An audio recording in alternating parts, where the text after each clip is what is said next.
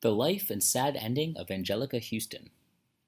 Anjelica Huston was born on July 8, 1951 in Santa Monica, California. Anjelica Huston is truly Hollywood royalty. Born into one of the most prestigious families in cinema history, Huston's life is full of immense privilege, heartbreaking tragedy, and lasting scandal. Through it all, she's remained one of the most delightful leading ladies.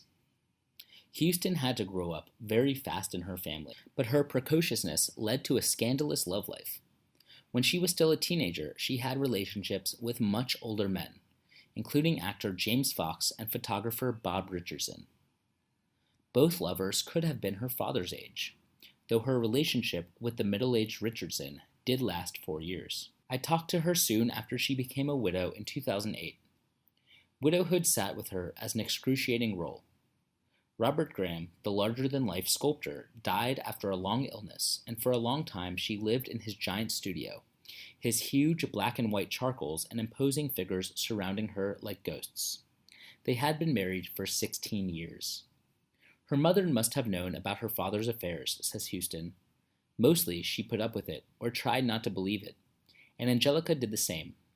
Now she laughs about Nicholson almost self-mockingly, as if she wished she'd realized then what she knows now, that for Nicholson, infidelity was just like watching a Lakers game, inevitable and without much meaning. When you're in your 20s, you're made of expectations, and when they're shattered, you don't know how to behave. The fact is, if you react really outraged, you fear that you'll get dropped and feel even more terrible. But there's only a certain amount you can put up with before you become obnoxious in your own eyes, right? You can't humiliate yourself.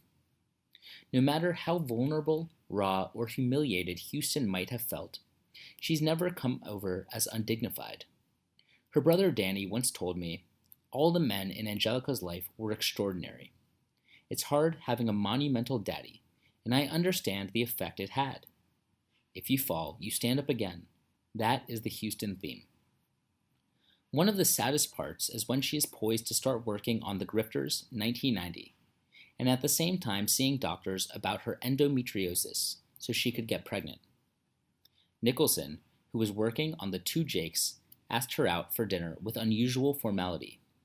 As soon as they met, he announced with an unseemly grin, "Someone is going to have a baby," meaning a blonde moon-faced girl he'd been seeing called Rebecca Broussard. What seemed extraordinary at the time is that he said that he didn't want anything to change between him and Huston, but she couldn't see how there was room for two women when one of them was having his baby, so she decided to retire from it. Soon after, she received a call from Nicholson's lawyer. They met and he started to grill her to see if she expected money from Nicholson, which had never occurred to her and was hugely insulting.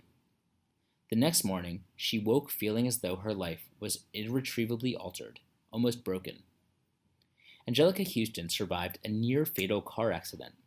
She was driving down Coldwater Canyon at dusk when a BMW came very, very fast from up ahead and clipped the bumper on the car in front of her. Huston's face smashed into the windshield, and she was admitted to Cedars-Sinai, where she had a long operation to remove bone shards from her forehead and skull and reconstruct her nose.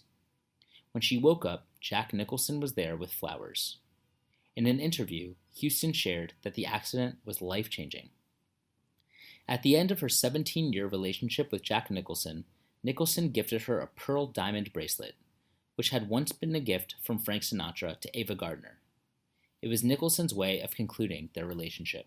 Huston appeared with Nicholson in 5 films: One Flew Over the Cuckoo's Nest, The Last Tycoon, The Postman Always Rings Twice, Prizzy's Honor, and The Crossing Guard.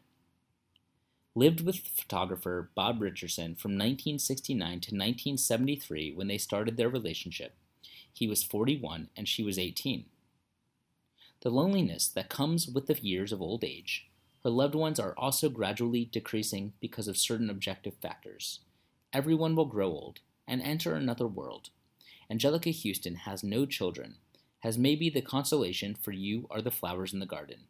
That's just my suggestion.